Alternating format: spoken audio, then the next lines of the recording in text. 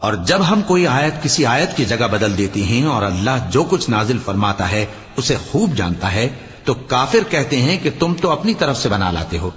حقیقت یہ ہے کہ ان میں اکثر نادان ہیں۔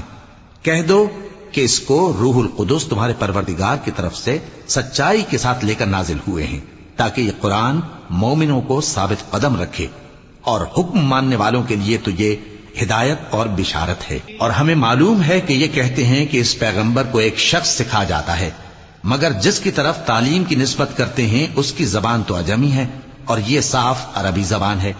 جو لوگ اللہ کی آیتوں پر ایمان نہیں لاتے ان کو اللہ ہدایت نہیں دیتا اور ان کے لیے عذاب علیم ہے۔ جھوٹ تو وہی لوگ باندھا کرتے ہیں جو اللہ کی آیتوں پر ایمان نہیں لاتے، اور وہی جھوٹے ہیں۔